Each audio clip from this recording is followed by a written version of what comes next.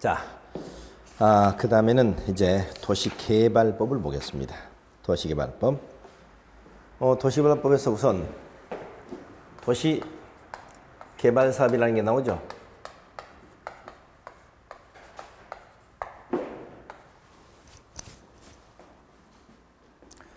우선 도시개발사업이 뭐냐? 여러분 도시개발사업 하면 글자로 도시를 개발하기 위한 절차를 정하고 있는 법입니다. 도시를 개발한다. 무슨 도시? 신도시를 개발하는 거죠. 그래서 신도시 개발 절차와 관련된 법률이 도시개발법이다. 이렇게 기억하시면 되겠습니다. 그럼 우리나라에서 흔히 우리가 1기 신도시라고 하는 일산이라든가 분당이라든가 평촌, 삼본, 중동 이런 1기 신도시를 비롯해서 2기 신도시, 3기 신도시 또 각 지방자치단체마다 여러 가지 신도시를 개발하고 있죠. 이런 신도시 개발할 때 그 개발 절차를 정하고 있는 법이 도시개발법이다. 이렇게 이해하시면 되겠습니다. 그럼 여러분 교재 총론에 보니까 그 용어정의 나오죠. 용어정의에서 거기 도시개발사업이 뭐냐? 2번 그 도시개발사업이라는 게 나오네요. 그래서 도시개발사업은 도시개발이 나서 주거, 상업, 산업, 유통, 정보통신 쭉 그래서 이런 기능을 가지는 단지나 시가지를 조성해서 시행하는 사업이라고 했죠. 그래서 앞으로 도시개발 사업 하게 되면 도시개발 사업은 이렇게 얘기하세요. 어디서? 도시 개발구역 안에서 도시개발구역. 그러니까 신도시가 개발되는 지역을 도시개발구역이라고 얘기합니다. 도시개발구역을 반드시 지정을 해야 된다는 얘기죠. 도시개발구역 안에서 시행하는 한마디로 조성사업입니다. 조성사업. 무엇을 조성하느냐 그러면 각종의 단지 그리고 시가지입니다. 각종 단지라는 것은 주택단지, 공업단지, 산업단지, 유통단지, 각종의 단지나 시가지를 조성하는 사업을 가리켜서는 도시개발사업이다. 이렇게 정의를 하고 있어요. 그래서 앞으로 도시개발사업 하면 제일 먼저 기억할 것이 도시개발사업은 어디를 대상한다? 도시개발구역을 대상으로 한다. 내용은 뭐다? 조성사업이다. 뭘 조성한다? 각종의 단지와 시가지를 조성하는 사업이다. 이렇게 이해하시면 되겠습니다. 그러니까 도시개발사업을 하려면 제일 먼저 도시개발구역 지정을 해야 됩니다. 이 도시개발사업은 종제로 얘기하면 택지개발사업이라든가 구획정리사업과는 차원이 달라요. 도시 외곽지의 토지를 밀어서 신도시를 만들어내는 사업이기 때문에 그 사업이 단지는 구획정리사업보다는 훨씬 더 광범위하고 내용이나 절차 면에 있어서 훨씬 더 복잡 다양하다. 이렇게 얘기할 수 있겠습니다. 그러면 도시개발 사업을 하면 도시개발구역을 지는데 대부분 도시개발구역은 도시에 어디에다? 외곽적이다 지정합니다. 도시 외곽적. 도시 외곽적에서 왜냐하면 도심지보다는 건축물이 없는 빈 땅을 주로 차지하겠죠. 그래서 도시 외곽적 사업을 하고 대부분 이 대상은 토지를 대상으로 합니다. 토지를. 그러니까 도시개발 사업은 건축물을 대상으로 하는 사업이 아니란 얘기죠. 그렇기 때문에 이 토지는 주로 지목이 농지라든가 또는 임야라든가 이런 경우들이 오히려 많을 겁니다. 지목이 대일 토지보다는. 그래서 도심지보다는 도시 외곽적이다. 건물보다는 토지를 대상으로 한다. 이때 토지는 지목이 대일 가능성보다는 농지나 임야가 많다는 것이죠. 자, 그러면 도시개발구역 한번 지정을 해볼까요? 그래서 이 도시개발법에서는 가장 중요한 이해관계자가 누구냐? 토지만을 대상으로 하기 때문에 항상 토지 소유자가 됩니다. 토지 소유자.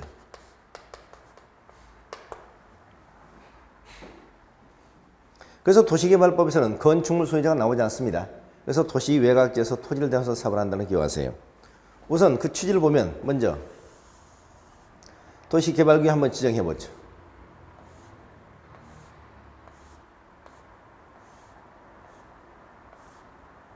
자, 이런 땅들이 있다.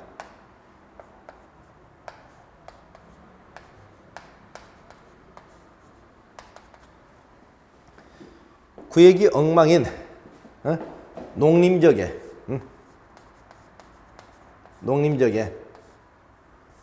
이런 토지가 있습니다. 여기다가 도시 개발구역을 지정했어요. 그러면 도시개발을 지정하면 여기를 물어서 사업을 해야 되겠죠. 그러면 사업을 할 때 제일 먼저 하는 게 뭐냐? 먼저 구획을 정리합니다.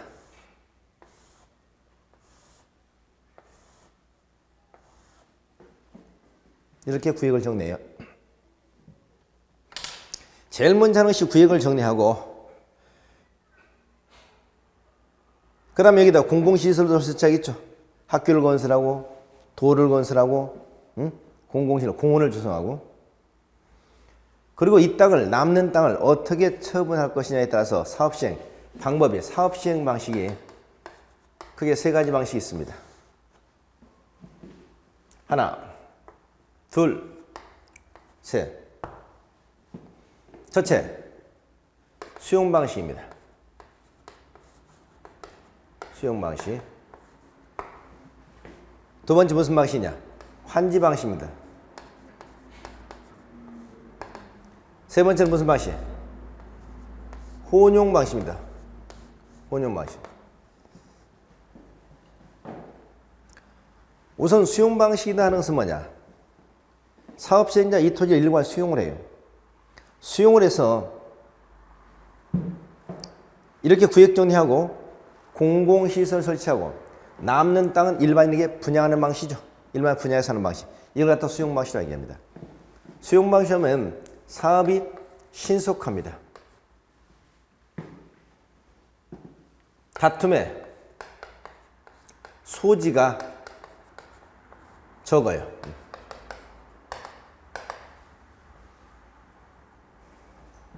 그러나 이건 개인의 사유재산의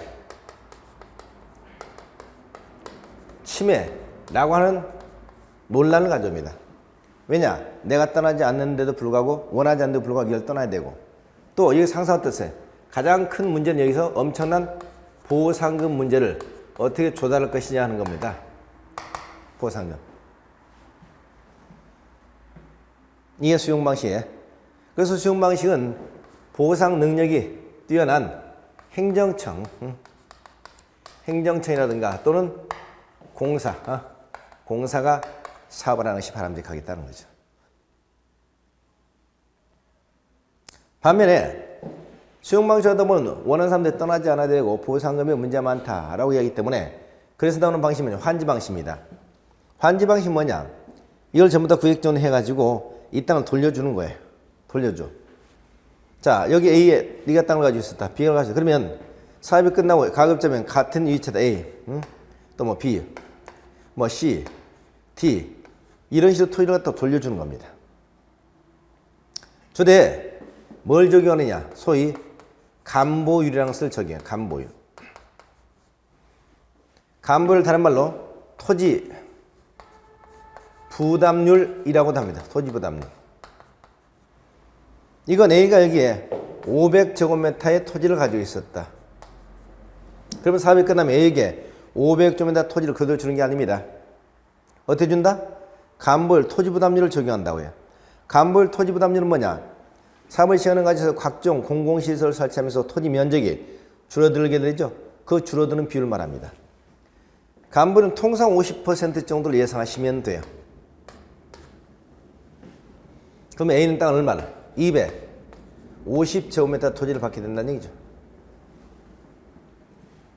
이렇게 자신이 종전에 가지고 있던 토지보다도 50% 정도를 줄여서 땅을 돌려받는 것을 뭐라고 한다고 그러는 여기서 환지방식이라고 그래요. 환지방식. 그러면 환지방식은 어떤 장점이냐? 우선 개인의 사유재산 보장에 충실하게 되겠죠. 사유재산.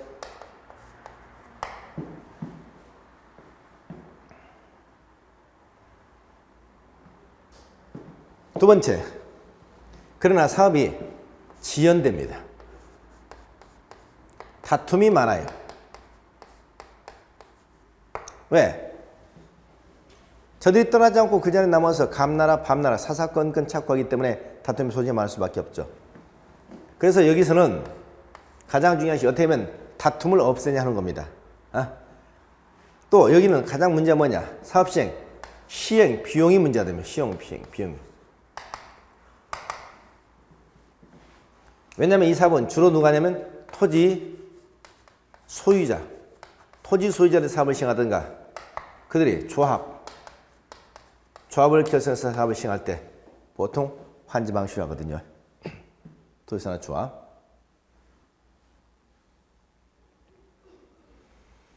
그래서 토지산업 조합이 할 때는 환지 방식으로 하면서 자신의 재산권을 충분히 보장받고 또 지연이나 다툼을 막기 위해서는 각종 여기서 동의를 많이 요구하게 됩니다. 동의. 그 다음에 이 둘을 병행하는 방식이 뭐다? 혼용 방식입니다. 혼용 방식. 그래서 사업은 크게 수용 방식, 그 다음에 환지 방식, 혼용 방식 세 가지 방식이 있더라. 결론적으로 이 세 가지 방식 중에서 어떤 방식이 좋은 방식일까요? 보는 관점에 따라서 다르겠죠. 즉 사업 시행자 관점에서 보면 수용 방식이 좋은 것이고요. 토지 소유자 관점에서 본다면 환지 방식이 좋은 것이고요. 그렇죠? 그래서 어느 지역에 신도시가 개발된다라고 얘기하게 되면 항상 서로 다투는 단계가 오게 됩니다. 사업 시행자는 신속하게 수용 방식을 밀어붙이겠다. 반면에 토지 소유자 입장에서는 아니다, 안 된다. 토지 소유자 입장에서는 반드시 환지로 하자.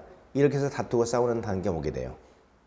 이런 경우에 두 가지 방식을 병행하는 소위 혼용 방식이 나오게 된다는 겁니다. 혼용 방식.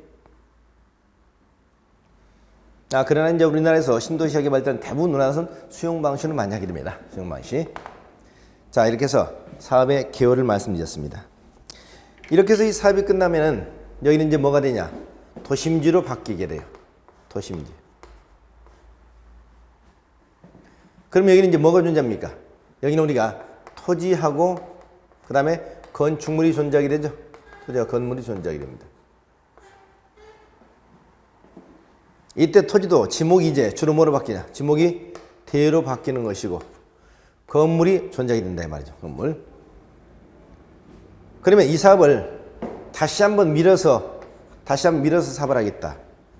10년 지나고 20년 지나고 난 다음에 개발된 도시가 노후되어 있을 때 여기를 다시 한번 하겠다. 이걸 뭐냐? 소위 도시 정비사업이라고 그래. 정비사업. 그래서 우리가 오늘 도시개발사업 뒤에 이어서 정비사업이 나올 텐데 개발사업과 정비사업의 기본적인 차이점을 기억하셔야 됩니다. 개발사업은 도시 외곽지에서 주로 토지를 대상으로 사업을 한다. 가장 큰 이해관계는 토지 소유자이다. 토지는 농지나 임야가 많다. 그러나 정비사업은 도심지에서 사업을 한다. 도심지. 그리고 대상은 토지와 건물을 함께 대상으로 한다. 지목은 토지가 아니고 주로 농지가 아니고 대가 된다. 대. 이렇게 기억하시기 바랍니다.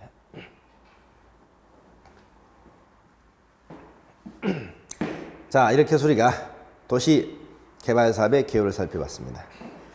그러면 개발사업을 하려면 여러분 교재 345쪽에 보니까 개발계획 지정, 개발계획 수립이 나와요. 개발계획이 나오는데 우선 이 개발법에서는 크게 계획이 3개가 나오게 됩니다. 첫째는 개발계획이라는 것이 나오고요. 개발계획. 두 번째는 실시계획이라는 것이 나오게 되고 세 번째는 환지계획이라는 것이 나오게 됩니다. 환지계획.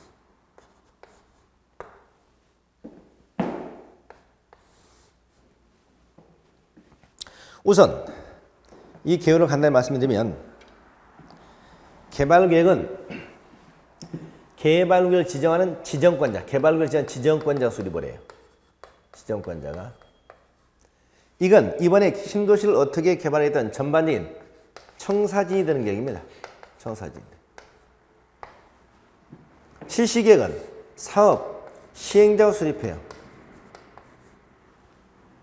이건 구체적인 사업 시행계획입니다. 구체적인 사업 시행계획.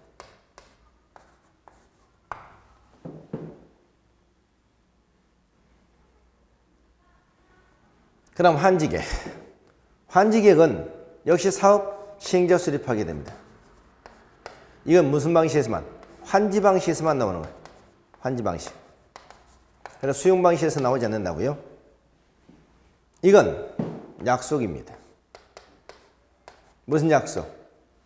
너와 나의 약속. 무슨 약속? 굳은 약속. 사업이 끝나고 내가 너에게 이 토지를 어떻게 돌려주겠다는 굳은 약속입니다. 굳은 약속. 이게 환지계획이야. 그래서 우리는 개발법에서 크게 3개 개념인데 개발계획, 실시계획, 환지계획이 나온다. 이걸 좀 기억하시기 바랍니다. 그래서 사업을 하려면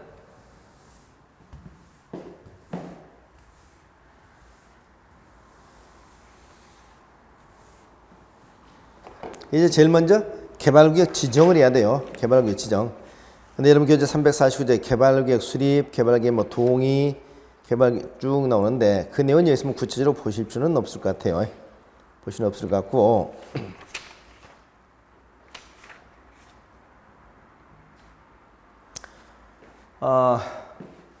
우선 이 개발계획을 조금만 보충해 볼까요? 개발계획은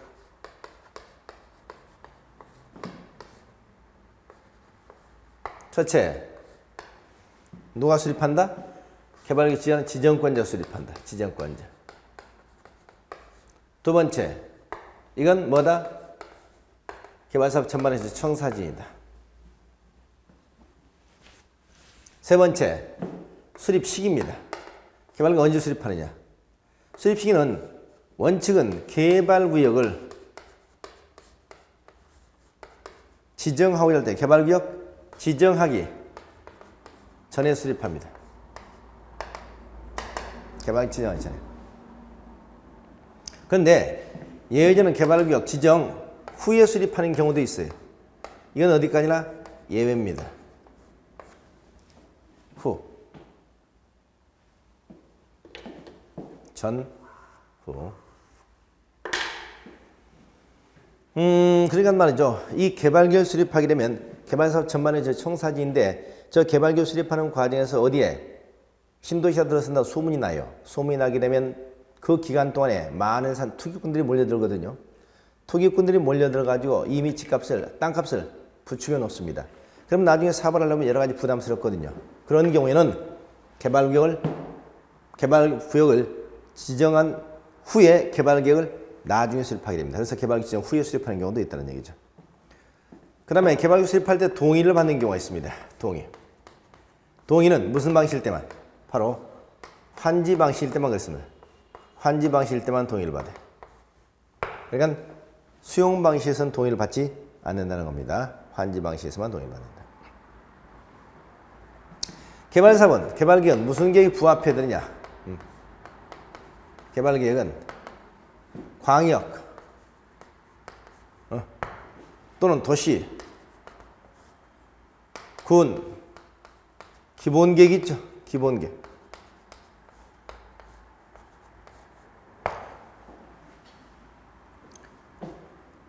광역도시는 도시군 기본계획에 부합을 해야 돼. 광역도시나 도시군 기본계획에 부합해야 된다.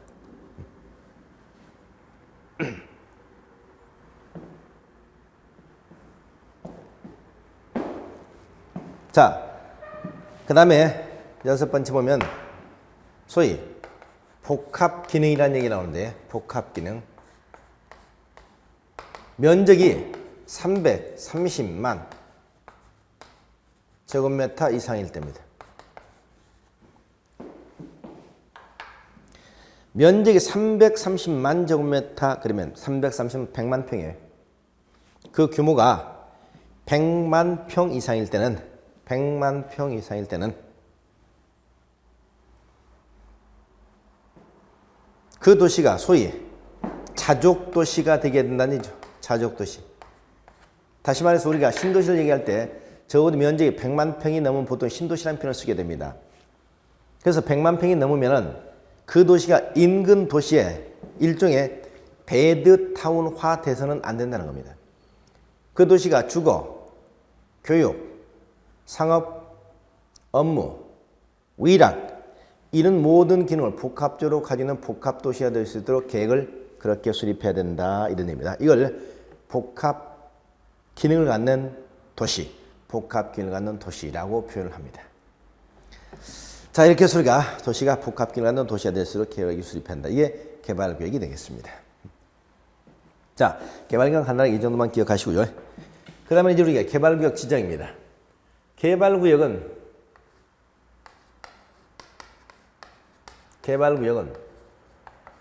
첫째, 지정. 두 번째, 지정의 요청을 보겠습니다. 개발구역은 누가 지정하냔 말이죠. 개발구역은 원칙적으로는 시, 도지사, 대도시, 시장이 지정을 해요. 다시 말해서 시도지사 지정하는 것은 광역자치단체장이 지정한다는 겁니다. 광역자치단체장이. 서울특별시에서는 서울특별시장이, 부산광역시는 부산광역시장이 신도시를 지정한다는 얘기입니다. 경상남도에 대해서는 경상남도 도지사가 지정한다는 얘기입니다. 그런데 경상남도 창원시 같은 데 인구 50만이 넘죠. 용인시, 수원시 50만이 넘죠. 이런 도시에서는 그 50만이 넘는 대도시 시장이 직접 지정한다는 뜻입니다. 자, 이렇게 개발구역은 시도에서 지정할 수 있지만 대도시장도 지정하고 예외적으로는 국토교통부 장관이 지정하는 경우도 있습니다. 국토교통부 장관이 지정하는 경우도 있어요. 그래서 신도시 지정권은 국토교통부 장관, 시도지사, 대도시장 이렇게 얘기하시면 되겠네. 원칙은 시도지사, 대도시장이었는데 국토교통부장이 지정하는 경우 몇 가지가 있습니다. 그래서 국토교통부장, 시도지사, 대도시장을 지정권자라고 해요. 요청이라는 단어는 우리가 앞에서 공부했었죠. 요청 누구? 행정, 관청일 때만 요청한다고 그랬습니다. 그럼 무슨 얘기냐? 여기 이들이 아닌 다른 행정관청이 이들에게 도시개발구역 지정해 주세요 라고 요청할 수 있다는 뜻입니다.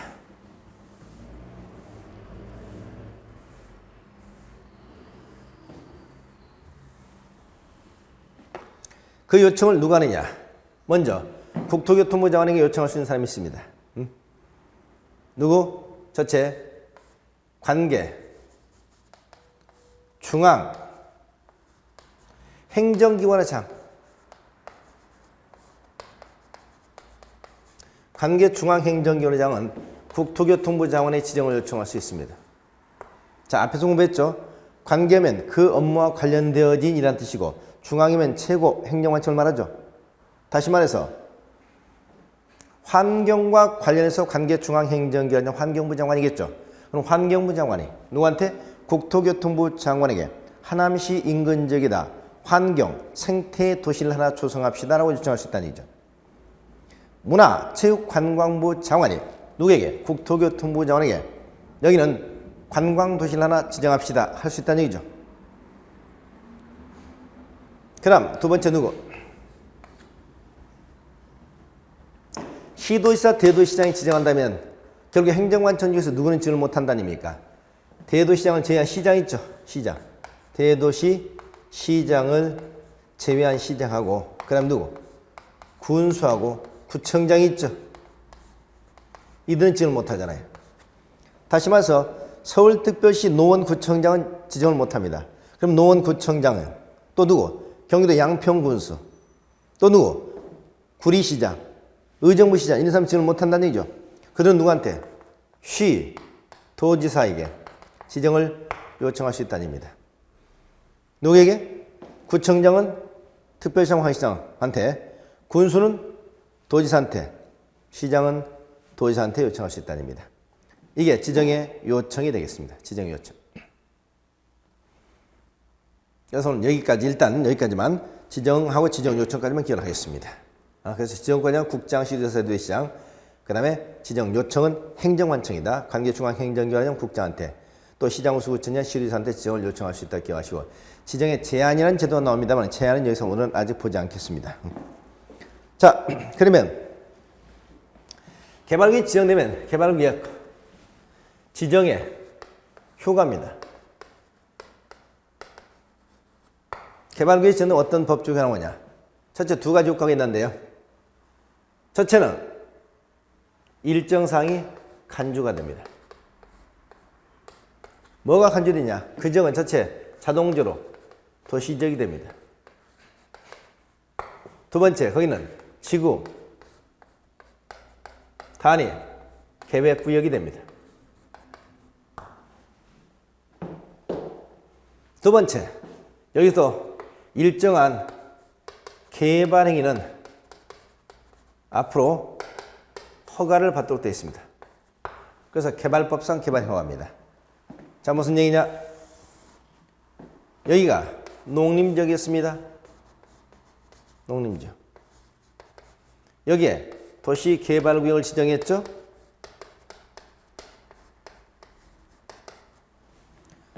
도시개발구역이 지정되는 순간 이 농림지역은 무슨 지역으로? 도시지역으로 바뀌게 된다는 얘기죠. 도시지역. 결정. 고시가 간주됩니다. 왜? 어차피 원래 농림지역은 개발이 안 되는 지역이야. 농림지역은 개발이 안 되는 지역이기 때문에 농림지역은 원래 도시개발구역 지정 못합니다. 그러나 지정하려면 농림지역을 원래 도시지역으로 원래 용도를 변경해야 되거든요. 용도 변경. 용도 변경을 해놓고 도시개발구역 지정을 했어야 돼. 근데 농림지역을 도시로 용도 변경하면 적어도 시간이 한 6개월 이상 걸립니다. 그러면 급해 죽겠는데 여기에 농도 변경하고 지정하고 이건 시간이 너무 지연된다는 얘기죠. 이런 경우에는 용도적 변경하지 않고 바로 도시개발구역을 지정해버리고 이 지정하게 되면 지정고시를 하게 됩니다. 지정고시. 고시는 항상 자 앞으로 여러분 고시라는 단어하고 공고라는 단어 고시라는 단어하고 공고라는 단어 두 가지를 잘 구별해 주세요. 고시나 공고나 널리 알린다는 겁니다. 고시. 그렇죠? 공고. 그럼 어떤 차이냐? 공고는 이건 일시적으로 알리는 겁니다. 고시는 지속적으로 알리는 겁니다. 계속. 공고는 법적 효과가 없습니다. 고시는 법적 효과를 갖습니다.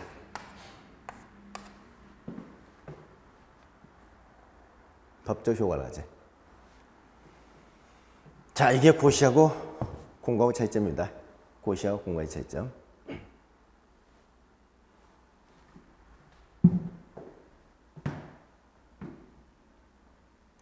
자, 그러니까 고시랑 항상 법적 효과가 있다. 법적 효과.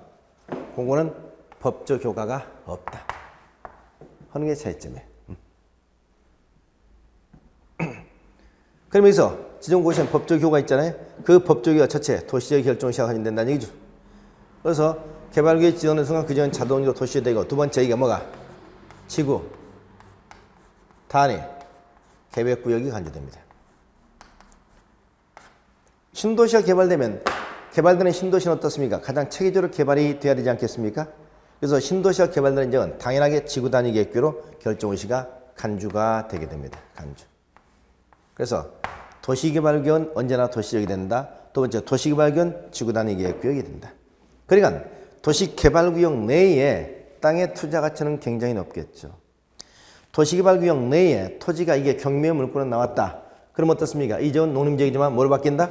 도시로 바뀌게 되는 것이고 거기에 지구 단위 계획구역이 지정되는 것이기 때문에 투자 가치가 아주 높아집니다. 가장 확실한 경매 물건지의 투자지 중에서 하나가 바로 도시개발구역이 되겠습니다. 도시개발구역. 자, 이걸 잘 기억하세요. 이게 개발구역 지정의 효과가 되겠습니다.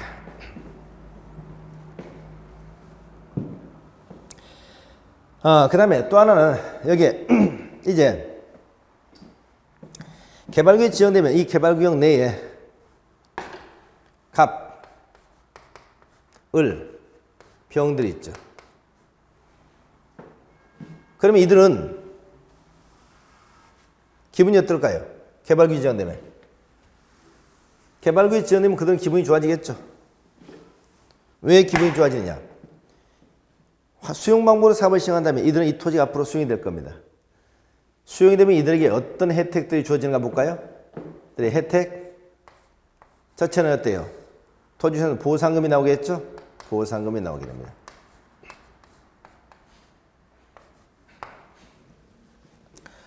보상금도 요즘에는 거의 시가 보상을 많이 합니다. 그렇기 때문에 실제로는 보상금 자체가 옛날처럼 그렇게 현저히 낮게 나오지 않는다는 얘기입니다. 그래서 보상금이 실제로 엄청 나와요. 왜냐하면 이 땅들은 사실상 또 우리가 도시 외곽지에 있는 땅들이기 때문에 농지라든가 과수원 같은 땅들인데 적어도 막 수만 평씩 가지고 있는 사람들이 많거든요. 그렇기 때문에 갑자기 어떻습니까? 수억에서 수십억 정도 또는 수백억의 보상금이 나오기도 합니다. 그래서 옛날에 내가 노후에 농사를 짓고 살아야 되겠다. 과수원이나 하고 살아야 되겠다. 거기다 땅을 사놨는데 갑자기 거의 신도시가 되면서 대박이 터지죠. 그래서 수백억, 지난번에 보면 일산이라든가 판교라든가 파주라든가 이런 데서 신도시 개발될 때마다 한마디로 어떻습니까? 로또를 잡은 사람들이 나왔죠. 최고가 300억, 400억까지 보상을 받은 사람이 있으니까요. 그래서 우리는 예로부터 그런 얘기가 있죠. 큰 부자는 하늘에 내리고 작은 부자는 근면에서 온다. 그러니까 열심히 일하면 작은 부자밖에 못 된다. 그러니까 열심히 일하지 말고 운이 좋아서 땅을 갖다 좋은 데다 잘 사야 된다는 얘기입니다. 자, 보상금. 두 번째, 이들은 보상금이 나오면 그 보상금 가지고 또 뭘 하느냐. 인근지역에다 땅을 삽니다. 이걸 뭐라 그래? 대토라고 그러죠? 대토. 대토를 하게 되면 이 땅값이 또 뛰게 됩니다. 이걸 뭐라고 하냐? 토지 가격 상승의 도미노 이론이라고 그래. 어느 지역이 개발되면 인근지역 땅값이 뛴다. 풍선 효과라고 그럽니다. 그런데 이 대토를 하게 되면 대토를 할 때 취득세 면제시켜줍니다. 대토에서 취득세를 갖다 면제시켜주기 때문에 여기서 어떻습니까? 취득세 면제받고 그 다음에 대토가 땅값이 또 뛰어요. 땅값이 또 뛰기 때문에 거기서 또 이득을 받는 거죠. 이게 엄청난 혜택이 된다는 얘기죠. 그래서 여기서 우리가 대토에 대한 대토가 가능하고 또 토지 가격이 상승하기 때문에 이득을 받겠다. 세 번째, 이 안에 원주민들에게는 말이죠. 원주민들에게는 거기서 살고 있던 원주민들에게는 뭘 주느냐? 소위 이주자 택지 또는 아파트 분양권을 주게 됩니다. 선택해서. 거기에 살고 있었던 원주민들 어떻습니까? 생활의 터전을 잃었죠. 생활의 터전을 잃었기 때문에 보통 아파트 분양권을 주든가 딱 주라고 그러죠. 이주자 또는 이주자 택지를 갖다 주게 됩니다. 이때 이주자 택지도 보통 70평, 80평 단위로 주게 되는데 이 이주자 택지는 감정가보다 더 싸게 줍니다. 그래서 실제로 이주자 택지, 이게 사실 도시화에서 가장 우리가 좋은 땅이 이 이주자 택지입니다. 이주자 택지. 자, 그럼 어떻습니까? 여기서 보상금 받죠. 대토해가지고 취득세 면제 받았죠. 또 가격 올라서 또 부자가 됐죠. 이주자 택지 분양권 받는데 이게 어떻습니까? 사실 또 엄청난 돈이죠. 이것만 가지고 충분히 되는데 이들은 플러스 항상 어떻습니까? 뭘 원해?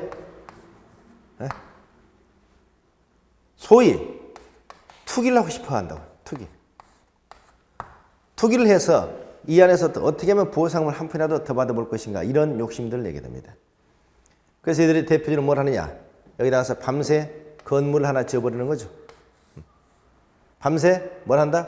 비닐하우스를 설치해 놓는 거죠. 비닐하우스 그러죠. 밤새 나무를 갖다 심어버리는 거죠. 나무. 인삼을 심어버리죠. 그럼 보상금이 어떻습니까? 눈덩이처럼 불어나잖아요. 그래서 이런 행위를 허용하게 되면 보상금이 너무 많이 불어나기 때문에 앞으로 개발구역이 지정되는 순간 일정한 개발행위는 반드시 허가를 받아야만이 개발행위가 가능하도록 하게 됩니다. 그러니까 사실상 개발행위를 금지시켜버리는 거예요. 금지. 그래서 하고 싶으면 6개 지역장에게 허가를 받으라는 얘기인데 6개 지역장은 이게 투기 목적이 아님이 분명할 때만 허가를 해주겠다는 얘기거든요. 그렇다면 어떻습니까? 투기 목적일 때는 개발 허가를 안 해준다는 겁니다. 안 해준다. 그래서 여기는 우리가 개발행 허가를 갖다 받도록 하고 있는 것이고, 사실상 우리가 지금부터 도시발기에 지정되면 이 안에서 각종 개발행위가 안 된다. 그러니까 투자를 하고 싶으면 개발행위가 지정되기 전에 해야 된다. 지금 이걸 얘기하고 있는 겁니다. 자, 그래서 개발기에 지정되면 크게 두 가지 법적 효과가 뒤따르게 됩니다. 도시적과 지구단위 계획이 간주가 된다. 개발행위는 이제 앞으로 허가를 받아야 된다. 이렇게 기억하시면 되겠습니다.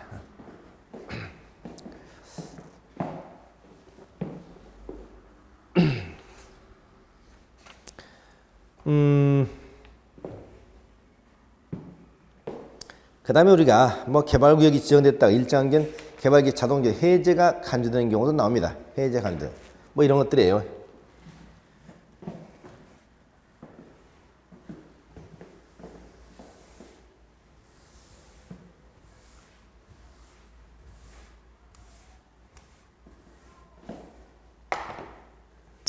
네, 개발구역이 있습니다.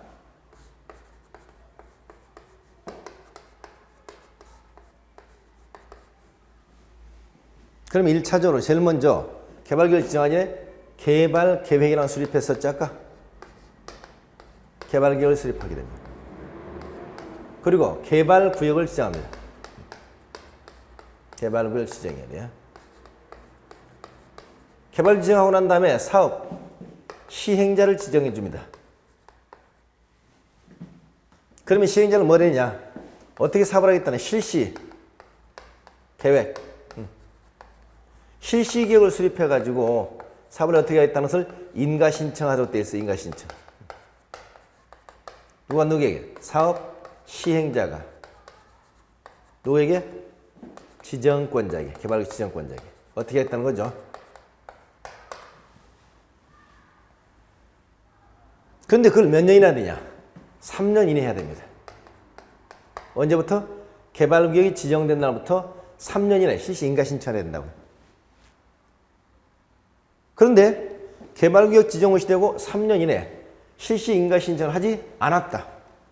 인가 신청을 하지 않았다. 그러면 이 개발 사업을 시행할 의도가 없는 것으로 보는 겁니다. 그래서 이 3년이 경과된 다음 날에 3년이 경과된 다음 날에 자동적으로 이 도시발견 해제가 간주되어 버립니다. 해제가 간주됩니다. 이건 개발구역을 지정해 놓고 오랜 기간 동안 사업을 하지도 않으면서 저 토지 소유자에게 지나친 피해를 주는 것은 바람직하지 못하다는 취지입니다. 그래서 개발구역이 지정되고 3년 이내 사업 시행자 실시 인가 신청을 하지 않게 되면 3년이 경과된 다음 날에 개발구역 해제가 간주된다. 이렇게 기억을 하세요. 또 하나, 이번에 사업을 다 했습니다. 사업이 뭐가 됐어요? 완료가 됐어요. 사업이 완료가 되면 수용 방식하고 환지 방식은 끝나는 절차가 다릅니다.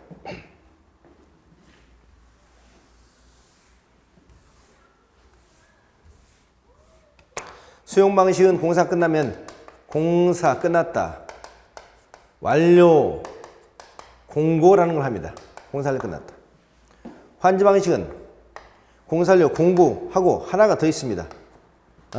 환지 처분 공고. 이제 환지 처분은 공고를 하게 돼 있어요. 그러면 결론적으로 수용 방식은 사업의 최종적 절차가 공사 완료 공고고, 환지 방식은 사업의 최종 절차가 환지 처분 공고라는 얘기입니다. 그러면 공고일 있죠? 공고. 공고일. 언제? 다음 날에 자동적으로 도시발견 해제가 간주됩니다.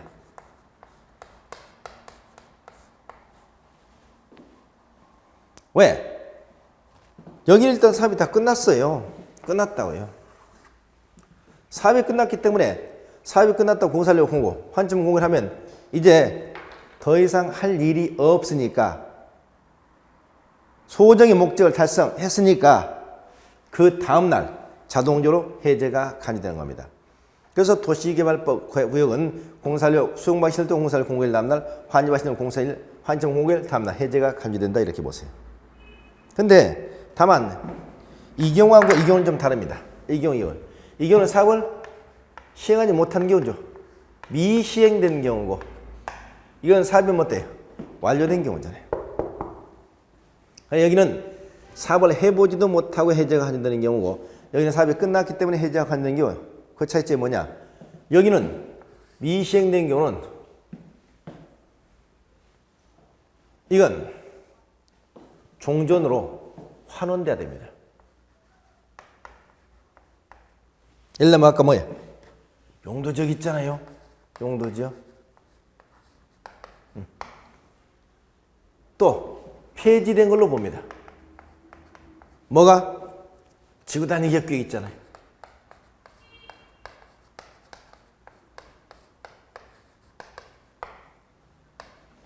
다시 말해서 도시발기 지정된 순간 도시계획 간주가 됐었죠. 지구단위 계획 간주가 됐죠. 근데 개발계획 해제가 간주돼 버리면, 해제가 간주되면 용도지역은 종전 용도지역 무슨 적으로? 농림적으로 환원되고 지구단위 계획 자동적으로 폐지된 걸로 간주된다 이 말이죠. 그러나 이 경우는 어때요? 공사 모두 끝났죠. 공사 여기는 뭔가 완료됐기 때문에 완료로 인해서 해제하는 경우 이게 된다 안 된다? 이게 안 된다 말이죠. 왜? 공사가 다 완료돼가지고 소득의 목적을 달성했잖아요. 달성했기 때문에 그때는 용도적 환원이 되는 것도 아니고 지구단위 기업계획 폐지가 간주되는 것도 아니다. 폐지가 간주되는 것도 아니다. 자, 이렇게 해서 도시개발구역 해제 간주제도까지 정리했습니다. 그러면 도시개발구역의 지정, 그다음에 해제 간주 여기까지 정리가 됐습니다.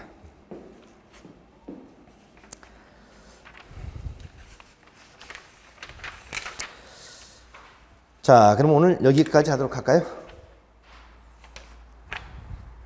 자, 여기까지 진행하도록 하겠습니다. 자, 그럼 오늘 수업은 여기서 마치고 다음 주 시간에 다시 뵙겠습니다. 자, 수고하셨습니다.